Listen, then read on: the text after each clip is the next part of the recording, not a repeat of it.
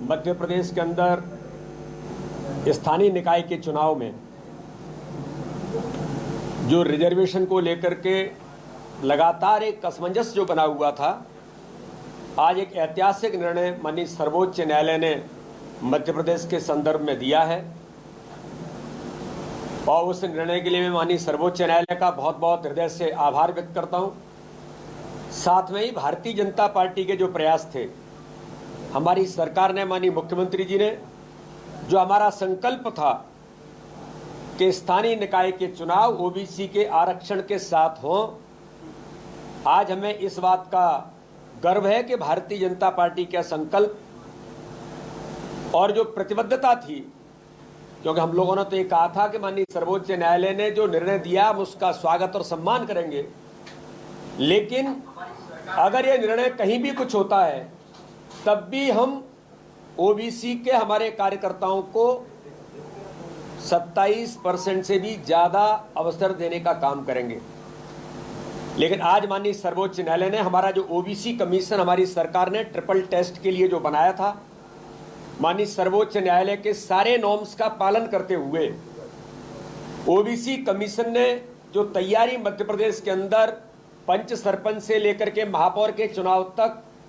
जो triple test की तैयारी करके जो रिपोर्ट प्रस्तुत की, मैं मध्य प्रदेश की सरकार को, माननीय मुख्यमंत्री जी को बहुत हृदय से धन्यवाद करता हूं कि ओबीसी कमीशन ने जो रिपोर्ट प्रस्तुत की, उस रिपोर्ट के आधार पर माननीय सर्वोच्च न्यायालय ने आज कहा है कि मध्य प्रदेश के अंदर स्थानीय निकाय के चुनाव ओबीसी कमीशन की रिपोर्ट के आधार पर इलेक्शन कमीशन उस रिजर्वेशन के आधार पर आगामी चुनाव को करे और उसके बाद चुनाव का डिक्लेरेशन हो। इसलिए मध्य प्रदेश में आज एक ऐतिहासिक जो निर्णय हुआ है, क्योंकि मध्य प्रदेश की सरकार की, भारतीय जनता पार्टी के हमारे नेतृत्व की, हमारे संगठन की जो प्रतिबद्धता थी कि ओबीसी का ये चुनाव, ओबीसी वर्ग को जो अवसर मिलने चाहिए थे, आज माननीय सर्वोच्च न्यायालय ने एक ऐतिहासिक निर्णय देकर के मध्य प्रदेश के स्थानीय निकाय के चुनाव में ओबीसी रिजर्वेशन के साथ चुनाव होंगे। ये केवल गर्व की बात नहीं है, हम जो कहते हैं उसके लिए हमारी सरकार, हमारा संगठन प्रयास करता है। और आज ये साफ हो गया मध्य प्रदेश के अंदर, जो हम लोग लगातार इस बात को कह रहे थे कि कांग्रेस किस प्रकार से इस चुनाव को बाधित कर रही थी, कांग्रेस ने इस चुनाव को किस प्रकार से रोकने का प्रयास किया था, ओबीसी समाज वर्ग को अवसर न मिले कैसे कांग्रेस प्रयास कर रही थी, उनके वकीलों ने जो जो किया था सुप्रीम कोर्ट के अंदर और माननीय उच्च न्यायालय के अंदर, आज मैं गर्व से कह सकता हूं कि हमारी सरकार ने जो एक अथक प्रयास किए थे, माननीय मुख्यमंत्री जी से लेकर के हमारा ओबीसी कमीशन और हमारे नेतृत्व ने जो एक ऐतिहासिक कदम उठाया, आज मध्य प्रदेश के अंदर जो चुनाव ओबीसी वर्ग को रिजर्वेशन के साथ होंगे, उनको अवसर मिलेगा। इसलिए मैं ओबीसी समाज वर्ग के अपने उन सभी कार्यकर्ताओं को ये बधाई देता हूं, मध्य प्रदेश के माननीय मुख्यमंत्री जी को बहुत बधाई देता हूं, हमारे सभी समाज वर्ग के लोग मिलकर के इस चुनाव में जो इतिहास बना है, मुझे ऐसा मानना है कि जो हम चाहते थे, हमारी सरकार ने जो प्रयास किए थे, जो संकल्प लिया था, आज माननीय सर्वोच्च न्यायालय ने अपने निर्णय के आधार पर हमारे उस संकल्प को पूरा किया कि भारतीय जनता पार्टी उस आधार पर जो माननीय सर्वोच्च न्यायालय के नॉर्म्स के तहत जो रिपोर्ट प्रस्तुत थी, उसको माननीय सर्वोच्च न्यायालय ने स्वीकारोक्ति देकर के इस बात का उल्लेख किया है कि 50% संविधान के अंदर जो व्यवस्था है उससे ज्यादा लिमिट में न जाकर के बाकी जो रिजर्वेशन की व्यवस्था बनेगी, उसके आधार पर, सामाजिक और राजनीतिक सहभागिता के आधार पर इलेक्शन कमीशन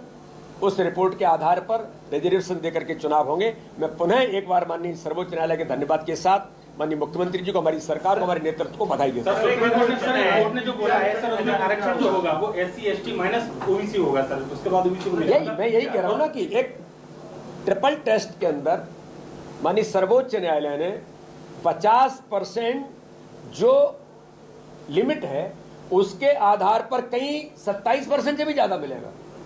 तो 20% ये नहीं, कहीं 27 से भी ज्यादा मिलेगा। इसके जो टेक्निकल चीजें हैं वो सारी आपके सामने मुझे लगता आएंगी, इलेक्शन कमीशन पर तैयारी करेगा। कहीं पर 27% से भी ज्यादा मिलेगा। माना कि कहीं सामाजिक और राजनीतिक सहभागिता के आधार पर जो चीजें इसके अंतर्गत तय होंगी तो हो सकता है कहीं 27 से भी ज्यादा जाएगा, 30 भी जाएगा, कहीं 25 भी रहेगा। इस प्रकार से इसका ट्रिपल टेस्ट के आधार पर उसके नॉर्म्स जो हुए हैं, सबसे बड़ा महत्वपूर्ण फैसला यह है कि ओबीसी के रिजर्वेशन के आधार पर चुनाव होंगे, जो समाज के सबका साथ सबका विकास और सबको लेकर चलने का जो संकल्प भारतीय जनता पार्टी की सरकार था वो पूरा हुआ है। कांग्रेस के पेट में दर्द मुझे लगता है शायद और बढ़ गया होगा कि वो जो चाहते थे कि चुनाव न हो, ओबीसी को अवसर न मिले, लेकिन भारतीय जनता पार्टी की सरकार माननीय मुख्यमंत्री जी के प्रयासों के आधार पर आज हमें गर्व है कि हम इस दिशा में सफल हुए और भारतीय जनता पार्टी की सरकार की जीत हुई। बहुत बहुत धन्यवाद।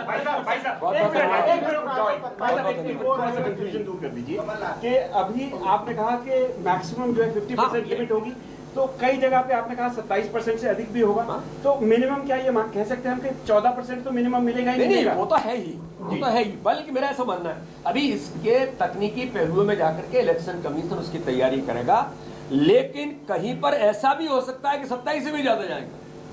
तो मिनिमम 14% आपने जो बोला था 27% आरक्षण, 27% से भी ऊपर होगा। आप पार्टी मेरा ऐसा मानना है कि 27% से भी ऊपर होगा। पार्टी ने बोला था 27 में से अधिक टिकट देंगे, तो हम यही रहेंगे।